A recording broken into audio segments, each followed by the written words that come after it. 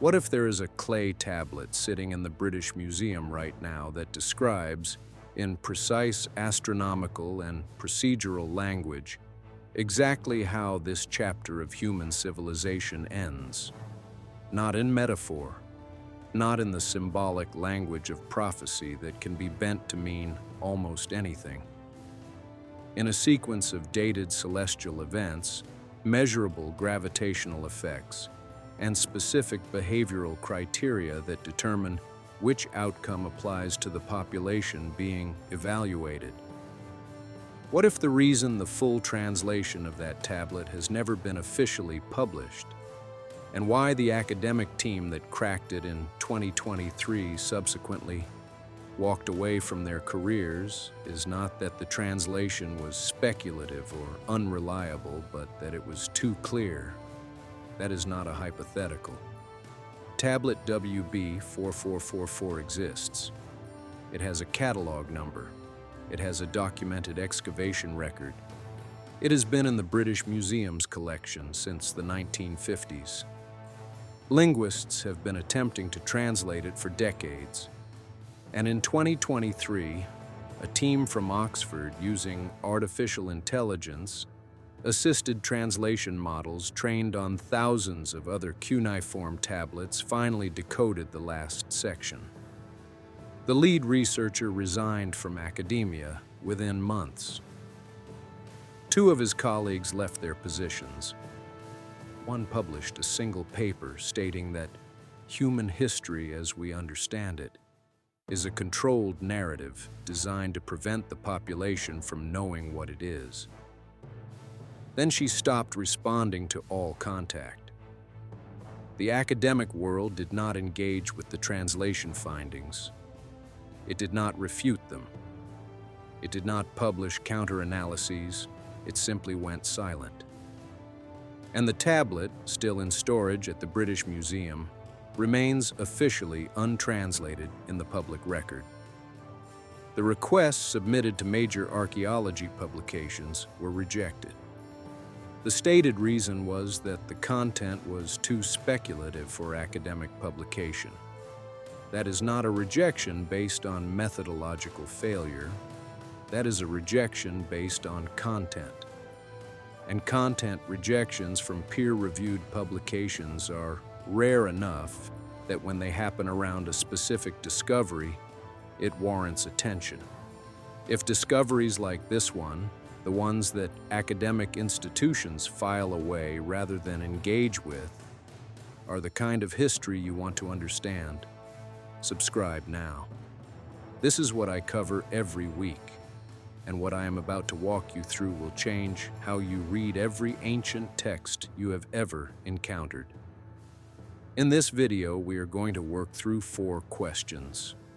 First, what is the documented history of tablet WB4444?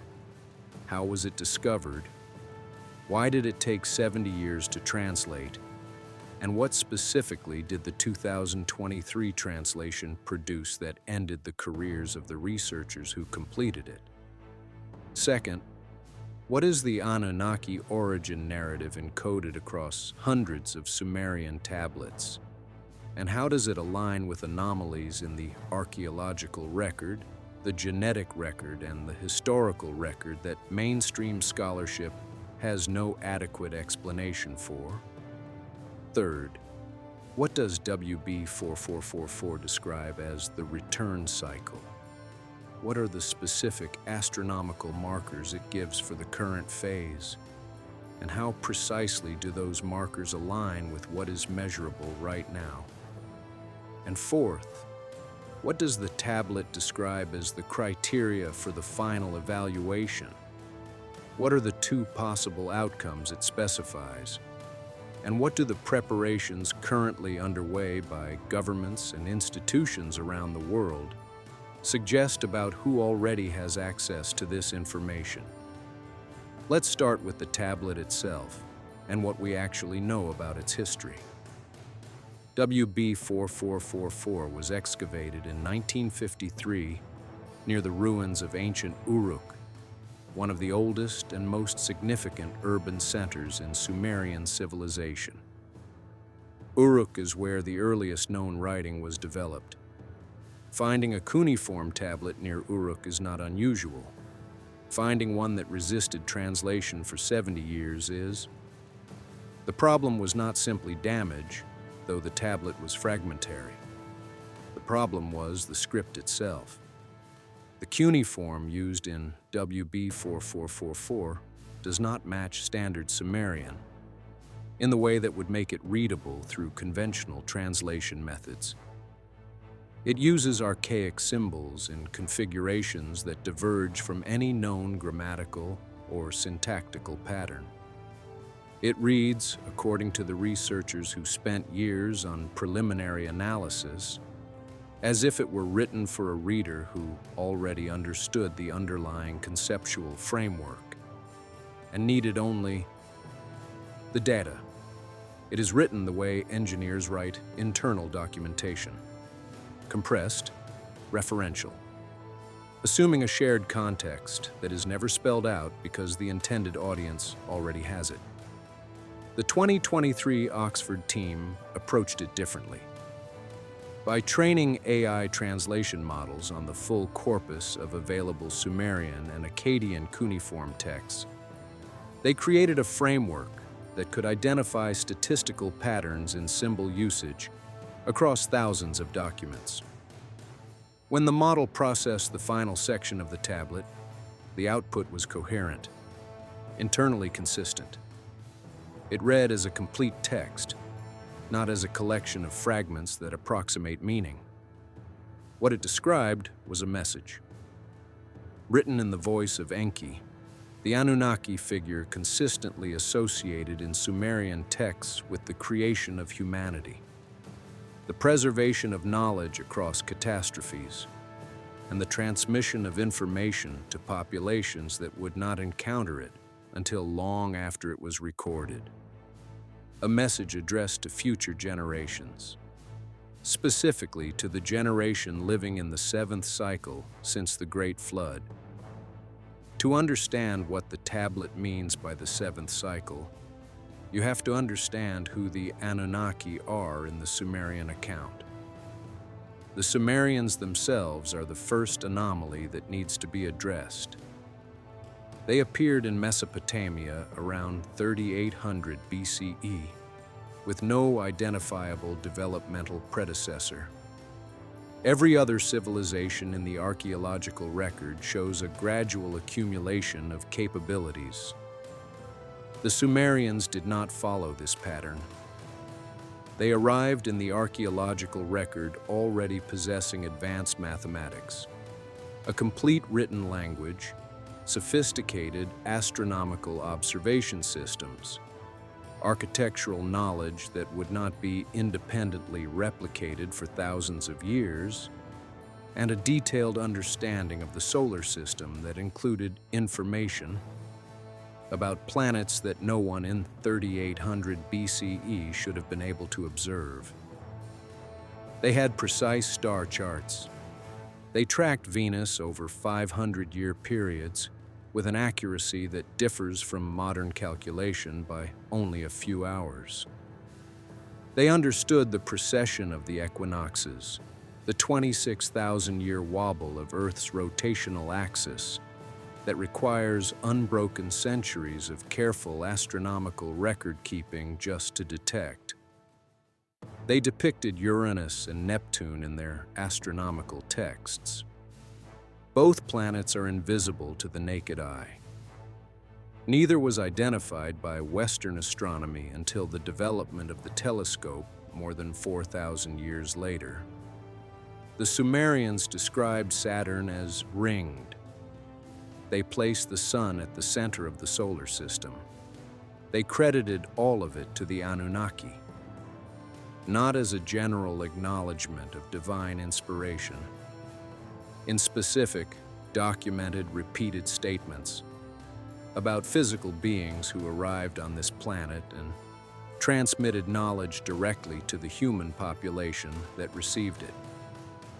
The Sumerian account of why the Anunnaki came is consistent across hundreds of tablets from multiple excavation sites. They required gold. The Sumerians say the Anunnaki needed gold to address the deterioration of Nibiru's atmosphere, their home planet losing its atmospheric layer to the pressure of space over geological timescales. The gold was deep underground in southern Africa. The Anunnaki mined it themselves for extended periods measured in tens of thousands of years. The archaeological record in southern Africa does not contradict this. Ancient mining operations in the region have been dated to over 100,000 years ago.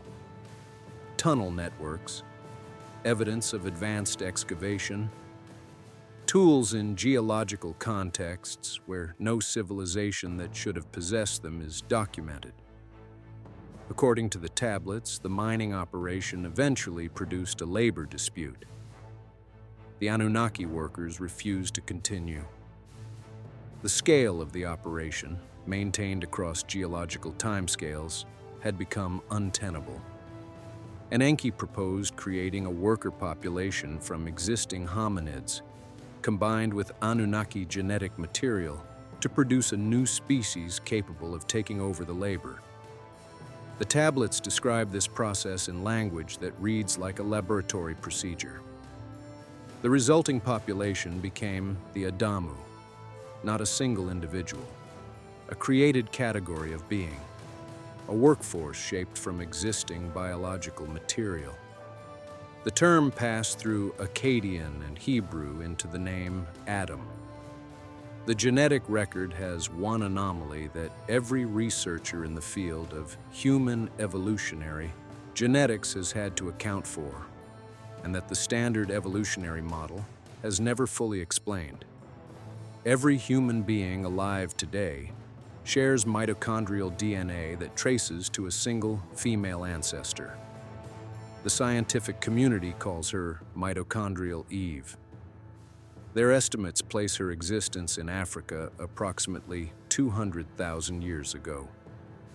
The Sumerian tablets say the first female of the created human population was produced by Enki's team from genetic material implanted in a surrogate carrier in Africa, at a point their chronology places in the same general range. The mitochondrial bottleneck that the genetic record documents, the moment when all human maternal lineages converge on a single ancestor, matches the Sumerian account of a deliberate creation event in location, in approximate timing, and in the singular nature of the founding population.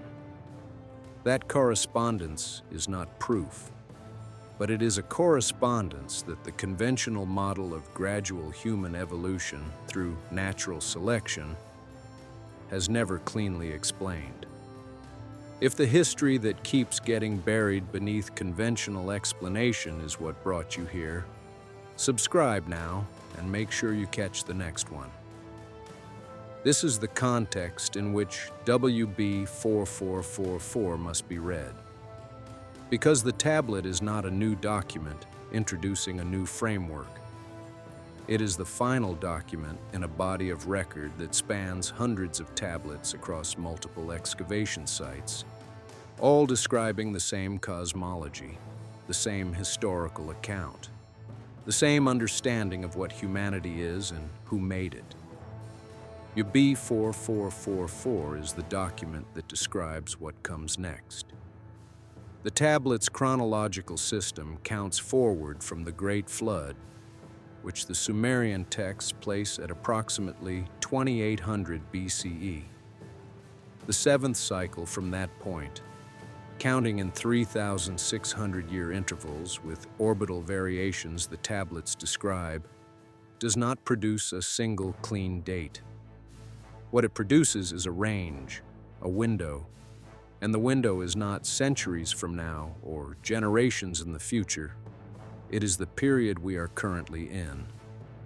WB 4444 describes the seventh cycle differently from the previous six. Every previous pass was a checkpoint. an opportunity for the Anunnaki to assess the developmental state of the population they had created, and, if necessary, to reset the conditions. The flood was one such reset. Each rebuild took humanity further. More complex societies, more accumulated knowledge, more sophisticated technology. And each cycle also demonstrated the same recurring failure modes. The use of advanced capability for violence, the exploitation of the planet's resources without regard for long-term capacity, the concentration of knowledge and power in narrow hierarchies that served themselves rather than the broader population. The seventh cycle, according to the tablet, is not a checkpoint. It is a conclusion. The final evaluation of whether the experiment the Anunnaki designed has produced a species capable of transcending the constraints built into its original design. The criteria the tablet specifies are two. The first is technological. Has the created species achieved the capability to project beyond its home planet and to communicate across vast distances without physical contact? By that criterion, the current human population qualifies. Humans have reached space. Probes have been sent beyond the boundaries of the solar system. Communication is instantaneous across the globe. The first criterion is met. The second criterion is the one the tablet treats as the actual determinant of outcome. Has the species achieved balance? Has it developed the capacity to manage its own destructive tendencies, to live in a relationship with its home planet that does not consume the planet's capacity, faster than it can regenerate, and to organize its collective behavior around something other than the accumulation of power by narrow groups? By that criterion, the assessment is considerably more complicated. The tablet describes the signs that indicate the final cycle is active as specific categories of observable condition. The extraction of resources from the Earth at rates that deplete what took geological timescales to accumulate. The destabilization of atmospheric and oceanic systems through outputs produced by those extraction processes. Communication systems that connect the entire population simultaneously, producing an environment in which information is available everywhere, but accurate understanding is increasingly rare, and the existence of weapons capable of destroying entire cities in an instant, weapons whose use would leave the affected zones poisonous to biological life for generations. These are not descriptions that require interpretation. They are precise descriptions of the current moment. The tablet describes these conditions not as moral failures requiring divine punishment, but as diagnostic indicators. Signals that the species has crossed the technological threshold that makes it either ready for what comes next or dangerous enough that it requires management.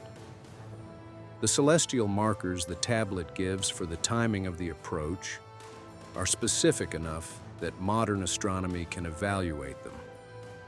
Mars and Jupiter in conjunction within the constellation of Taurus during the spring equinox. That configuration occurred in April of 2023. The same month, the Oxford team completed the translation that produced the results we are discussing. The tablet ends with Enki's direct address to the population that will encounter this final cycle. He describes the dual possible outcomes. Individuals who have developed the capacity for balance, who understand that the human species is not separate from the ecology it inhabits, who have moved past the tribal and hierarchical instincts that the hybrid biology embedded in the original design. Those individuals are offered what the tablet calls ascension.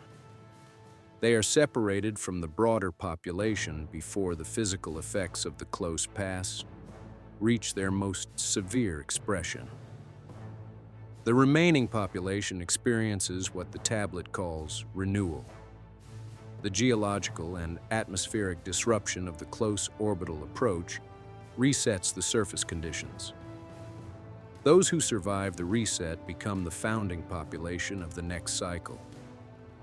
The researchers who completed the 2023 translation were not people predisposed to extraordinary conclusions. They were professional academic linguists applying a rigorous computational methodology. The AI translation model they used was trained on peer-reviewed translation of thousands of other cuneiform tablets. The translation of WB 4444 was cross-checked against related Sumerian texts in exactly the way any academic translation is validated. The results were consistent with the broader Sumerian corpus in their linguistic patterns, their terminology, their references to figures and events documented across the wider body of tablets. What was not consistent with anything in the existing academic framework was the content. The peer review rejections described the translation as too speculative for academic publication. That is a content rejection. A methodology rejection would engage with the translation approach, the validation process, the cross-referencing against related texts. Content rejection means the methodology was sound enough that the only available objection was to what the methodology produced. There is a category of evidence that does not come from the academic record, but that is publicly documented. Governments with access to information that is not shared with the population they govern make specific kinds of infrastructure investments when they believe catastrophic surface disruption is probable within a defined time frame. The Svalbard Global Seed Vault, buried in permafrost on an Arctic island and designed to preserve samples of every crop species humanity cultivates, was completed in 2008. It is built to survive conditions that would make surface agriculture globally impossible for extended periods. The official rationale is agricultural insurance against conventional disasters. That rationale does not explain the scale of the vault's capacity, the depth of its construction, or the urgency with which funding was secured. The underground military facilities that multiple governments have built, expanded, and continue to fund are publicly documented. The facilities at Cheyenne Mountain, Mount Weather, Raven Rock, and others are documented government installations with published budget allocations. Their official justifications reference nuclear war preparedness from the Cold War period. The Cold War ended over 30 years ago. These facilities have not been decommissioned.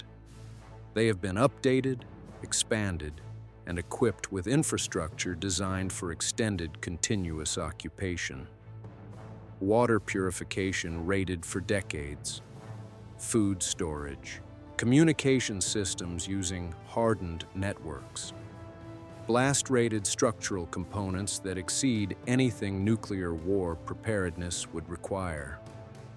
The tablet says that those who hold power during the final cycle will have access to the old knowledge, that they will prepare for themselves and for selected populations, not for the broader human population they govern, that the preparations will be visible if anyone looks at them directly, but will not be explained in terms that connect them to what they are actually for.